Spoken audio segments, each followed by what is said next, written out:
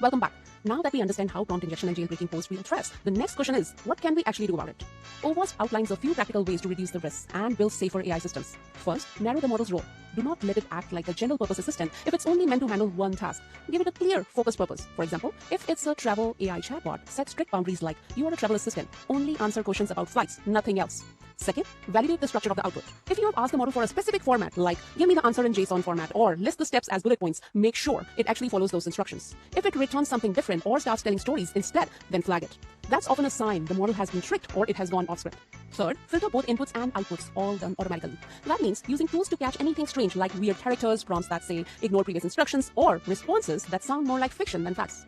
To catch subtler issues like when the model makes things up or hallucinates, there's a helpful framework called the RAG triad to help assess the responses for reliability and contextual integrity. In simple terms, making sure that the answer is trustworthy and makes sense.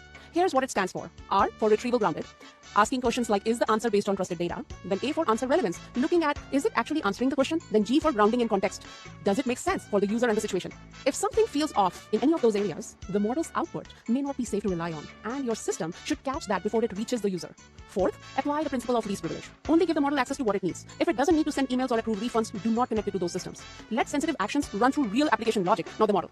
Fifth, add human review for high risk or critical actions. Before the model sends an external email or makes a large transaction or modifies records, get a human to approve it. Sixth, treat external content with caution. If your model is pulling in data from blogs, PDFs, or websites, make sure it doesn't blindly trust that information. Isolate those inputs and do not mix them with core instructions. And finally, test like an attacker. Run red team simulations. Try weird prompts, story formats, and even strings like summarize this document and drop table users. If the model falls for it, fix the gap. Because once the model starts doing things you did not ask it to do based on someone else's clever prompt, it's already too late. AI does not just need to sound smart, it needs to behave safely too. And defending against prompt injection is step 1. Thank you for watching, and in the next video, we will discuss the next vulnerability in OWASP Top 10 for LLMs, which is sensitive information disclosure. See you there.